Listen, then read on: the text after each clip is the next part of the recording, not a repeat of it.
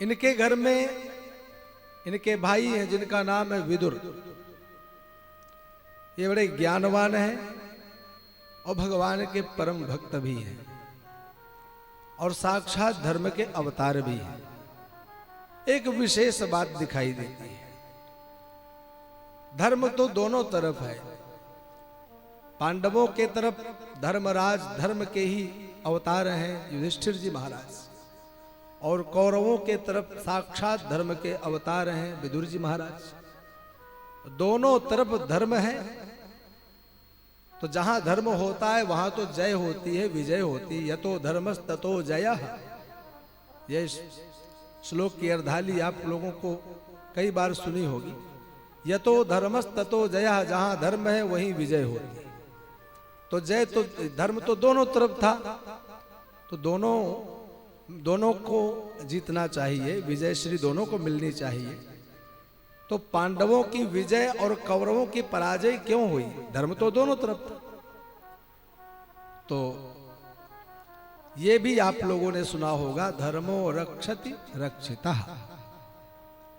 धर्म किसकी जय कराता है, धर्म किसको विजय श्री दिलाता है? जो धर्म के अनुसार चलता है, दो धर्म की रक्षा करता है।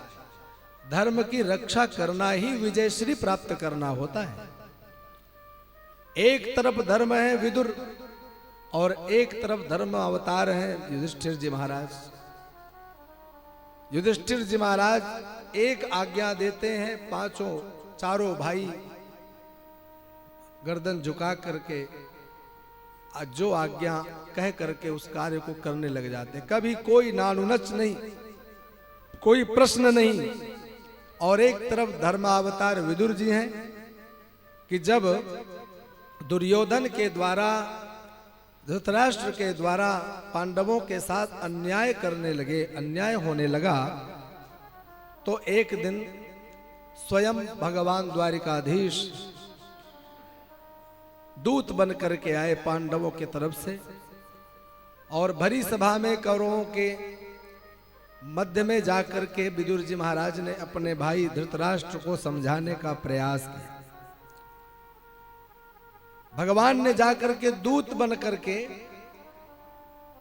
और धृतराष्ट्र को, दुर्योधन को समझाने का प्रयास किया गया कि आप लोग पांडवों के साथ अन्याय न करो। संपत्ति के दोनों हकदार हैं, दोनों ही अधिकारी हैं, इसलिए आप लोग संपूर्ण संपत्ति को हड़प मत लो। अपने भाइयों का भी ध्यान दो, उन्हें संपत्ति का आधा भाग ना दो, कोई बात नहीं है। परंतु युधिष्ठिर जी महाराज का निवेदन है कि अगर उन्हें आप 5 गांव दे देते हैं तो 5 गांव से ही वो अपना जीवन चला लेंगे, निर्वाह कर लेंगे। सभा के बीच में बैठे हुए किसी व्यक्ति ने कोई जवाब नहीं दिया, यहां तक कि धृतराष्ट्र ने भी गर्दन झुका ली। दुर्योधन खड़ा हो गया और उसने भगवान को प्रत्युत्तर दिया, केशव तुम 5 गांवों की बात करते हो, मैं सुई की नोक के अग्रभाग के बराबर भूमि भी उन्हें नहीं दे सकता हूं। और यदि उन्हें चाहिए तो युद्ध करें, कायरों की भांति संदेशा न भेजें, युद्ध करें। भुजाओं में शक्ति हो तो संपूर्ण राज्य अपने अधिकार में ले लें। बिना युद्ध के मैं सुई की नोक के अग्रभाग के बराबर भूमि भी पांडवों को नहीं दूंगा। सुच्याग्रम नैव दास्यामि विना युद्धे न केशव। उस सभा में कोई भी जवाब नहीं दिया, किसी ने एक बार चूं तक नहीं किया, चाहे वो भीष्म पितामह हो और चाहे वहां बैठे हुए कोई भी सभासद हो, सब गर्दन झुकाए बैठे थे। लेकिन एक थे जिनसे नहीं रहा गया, और वो हैं विदुर जी महाराज। वह खड़े हो गए और उन्होंने अपने भाई को संकेत करते हुए कहा, भैया यह तो बहुत गलत बात है। भगवान द्वारिकाधीश ने आकर के जो कुछ निवेदन किया, दुर्योधन के द्वारा इस प्रकार का अपमान, यह सरासर गलत है, ऐसा नहीं करना चाहिए। देखो भैया, मैं एक बात बता दूं, शरीर के किसी अंग में यदि कोई ऐसा रोग हो जाए जिसके कारण पूरा शरीर नष्ट हो जाए अथवा मृत्यु हो जाए, तो बड़े बड़े वैद्य डॉक्टर ये कहते हैं कि उस अंग को कटवा दो। एक अंग के कटवाने से पूरा शरीर सुरक्षित हो जाएगा, तो बुद्धिमान व्यक्ति को उस अंग को कटा देना चाहिए। तुम्हारे संपूर्ण 100 पुत्रों में एक ऐसा पुत्र है, अगर इसने अपनी आदतों को नहीं सुधारा, ठीक नहीं रहा, तो इस एक के कारण समस्त कौरव वंश नष्ट हो जाएगा।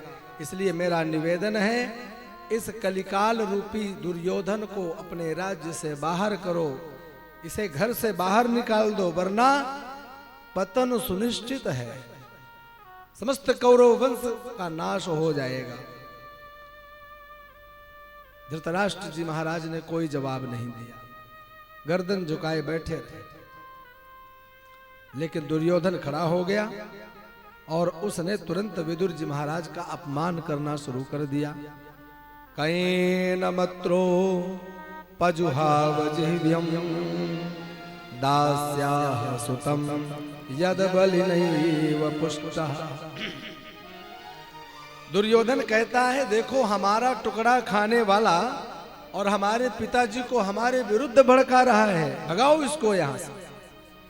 ये हमारे राज्य में, हमारे महलों में रहने का बिल्कुल अधिकारी नहीं है। देखिए इसकी धृष्टता कि अपने चाचा को भी किस प्रकार के शब्द निकाल रहा है, किस प्रकार से उनको बोल रहा है, अपमानित कर रहा है। दुर्योधन इतना सब विदुर जी महाराज को कह रहा है और धृतराष्ट्र जी महाराज चुपचाप मौन बैठे हैं।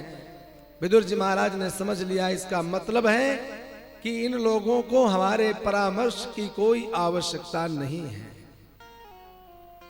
कहते हैं जब किसी राजा का सचिव मंत्री चाटुकार हो जाए तो समझ लो कि अब थोड़े ही दिन में राजा का पतन होने वाला है, और डॉक्टर साहब भी मरीज के अनुसार दवा देने लग जाएं। मरीज कहे महाराज कड़वी दवा मुझसे नहीं खाई जाती है, तो उसके अनुसार ही मीठी मीठी दवा पकड़ाने ले जाएं, तो रोगी का भी कल्याण होने वाला नहीं। हाँ, और इसी प्रकार गुरु के पास जो शिष्य पढ़ता है, गुरु के सामने गुरु देखते हैं गुरु जी कि ये शिष्य मेरा बिगड़ता जा रहा है, लेकिन शिष्य कहता है महाराज मुझे ये नहीं, ये वाली बातें अच्छी लगती हैं, तो शिष्य के अनुरूप यदि गुरु जी पढ़ाने लग जाएं तो उस शिष्य का भी कल्याण होने वाला नहीं। सचिव वैद्य गुरु तीन जो, प्रिय बोल नहीं भय आस, राज धर्म तनु तीन करी होई बेगे ही नाश। फिर इनके नाश को कोई बचा नहीं सकता है, नष्ट हो जाएंगे। तो इन्होंने समझ लिया कि यहां पर परामर्श की किसी को आवश्यकता नहीं है, क्यों मैं बिना मतलब में उपदेश दे रहा हूं। तो स्वयं धनुर्द्वारे निधाय वायाम, धनुष बाण लिया, तलवार ली, जो कुछ इनके आयुध थे उनको लिया विदुर जी महाराज ने, और दुर्योधन के महल के दरवाजे के किनारे छोड़े। ना छोड़ते लिए जाते तो क्या होता? बोले इस दुर्योधन को, धृतराष्ट्र को कहीं ये हो जाता कि हमारा पक्ष छोड़कर ये पांडवों से जाकर न मिल गए, तो उन्होंने अपने आयुध अस्त्र शस्त्र सब उनके दरवाजे के पास टिका दिए। बोले अब मैं किसी के पक्ष में नहीं रहूंगा, घर का परित्याग किया और वन में विचरण करने के लिए चले गए।